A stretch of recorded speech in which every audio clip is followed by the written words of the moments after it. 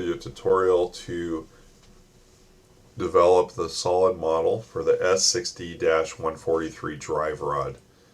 It's critical for you to have modeled the S60-117 part first.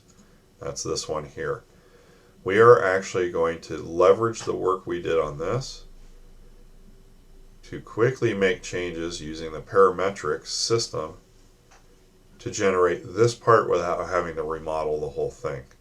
And it'll take all the properties along with it. And then we can do the 145 in a similar fashion. So let's take a look at, compare these designs. We have this joint that has a slot and a hole that's tolerance for a press fit for a 16th nominal pin.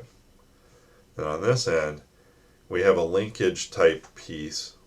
In this case, it's a tab, and it has a hole tolerance for a slip fit, mechanical fit, for the 16th rod. Okay, so the idea is that something connects in this slot and a pin goes in permanently, the interference fit, and then it moves around as a joint. And on this end, this goes into a slot similar to this with a similar arrangement. So once it's assembled, there's no glue or anything, but your movable joint should move and your dowel pin should be interfered in. So let's look at the 143. We have the same tolerance hole for a slip fit on this half round.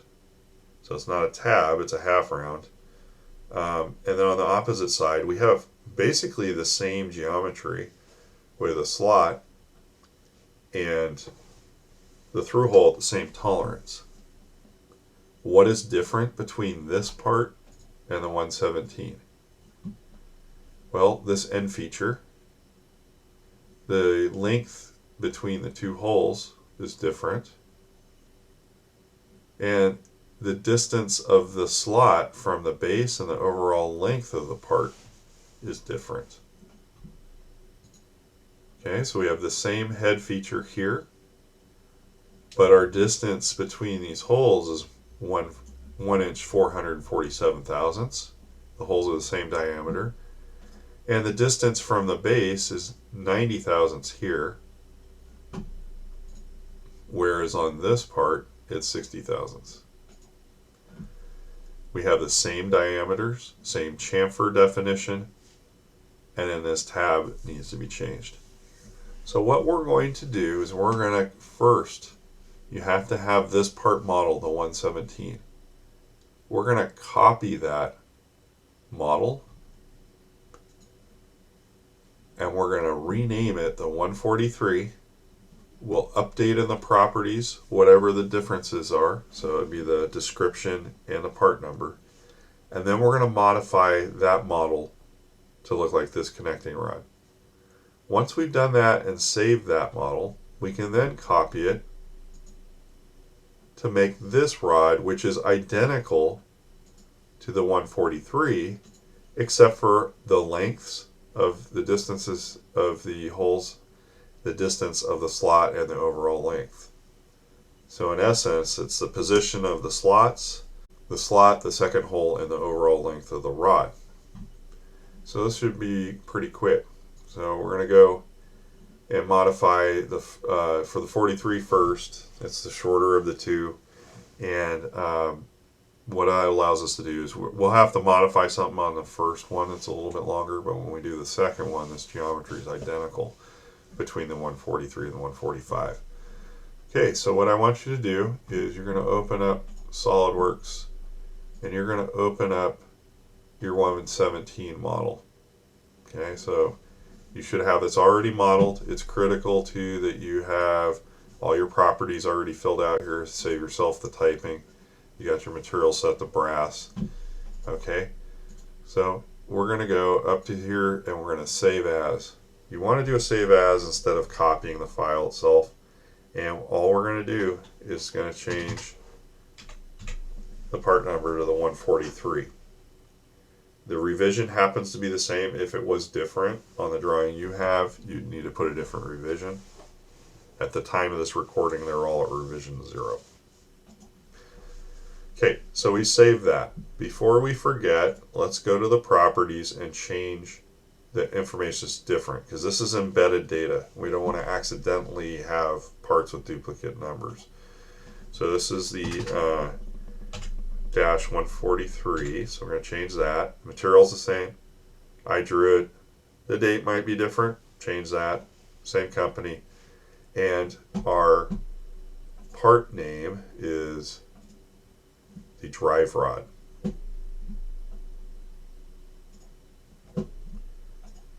Okay, so we're going to change this to drive rod. All right, let's hit OK. Now we have that reconciling with the file name. Okay, we're going to change these features in order in which the part was originally made. So if we go to our revolve, we're going to go to our sketch. And what dimensions changed in this compared to the 117? Let's go edit sketch, okay, and let's look at the dimensions that are different. The 138, is that different? Yes, it's 236. So we're going to change that one first. 0.236. Okay, the profiles are the same, the fillet size and the diameters are the same. Now let's go into this next one, the 0.79 or 790 thousandths. Was that different? Okay, that's the distance from the end of the part to this corner here, and it's 1 inch 360, so it's quite a bit bigger. And then our overall length is 1 inch 65. So I suspect we need to change that one first. So let's change the 1 inch 650.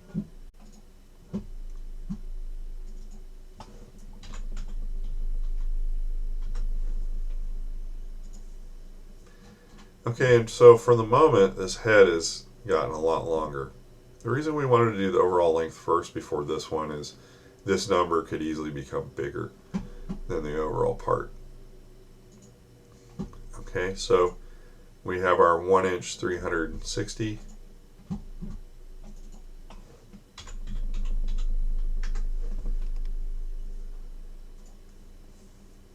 Okay, so let's double check our number. So it looks right. We got our 1 inch 650 overall. We're not dealing with the slot yet. We got our 1 inch 360 here. We go back and we have the 236 thousandths. We're not dealing with the 90 thousandths yet because the hole hasn't been made.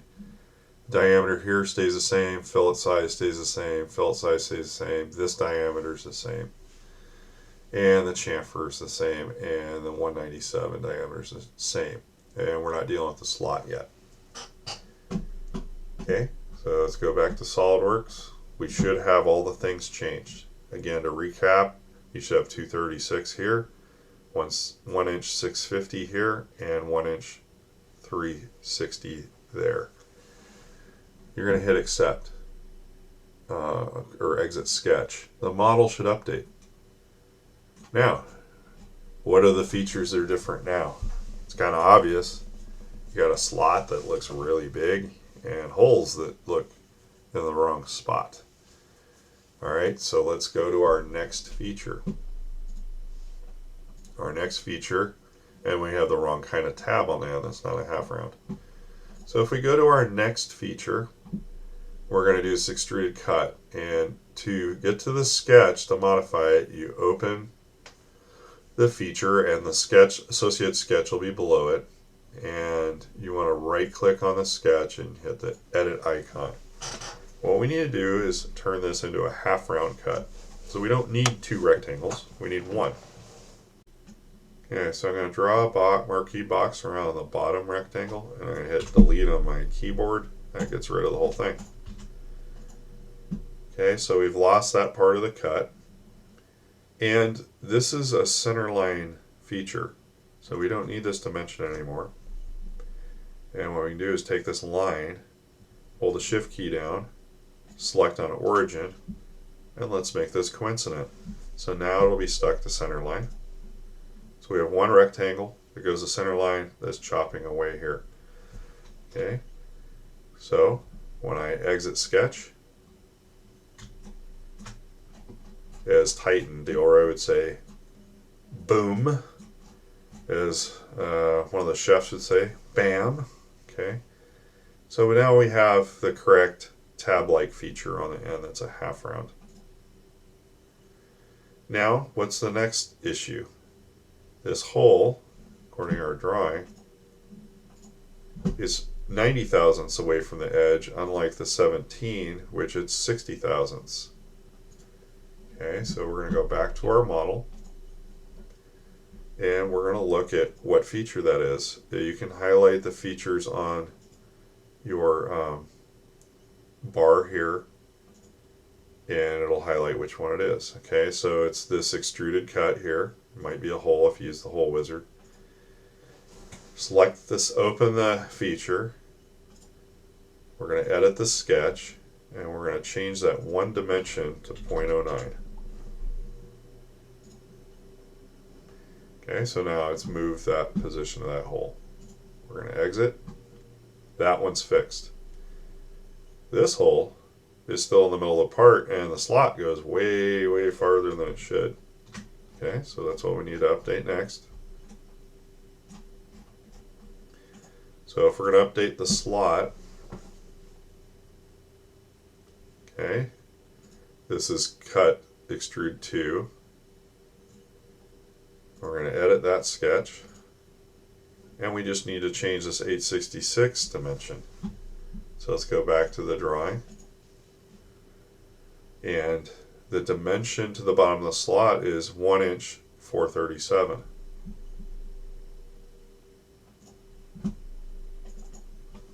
.437.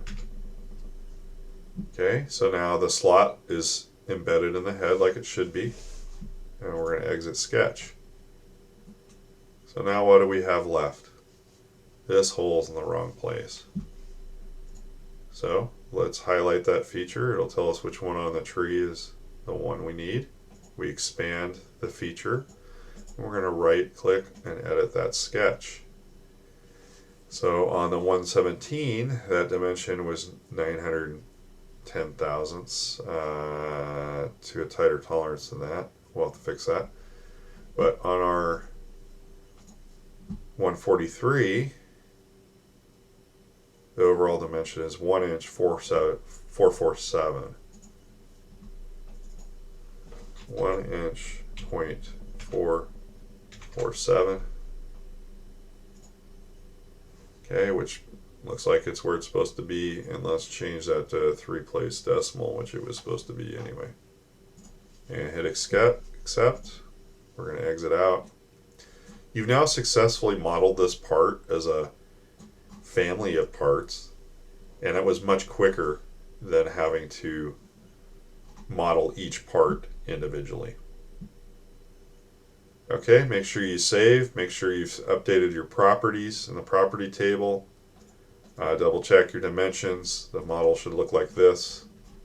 Okay, and now we'll move on to the next one.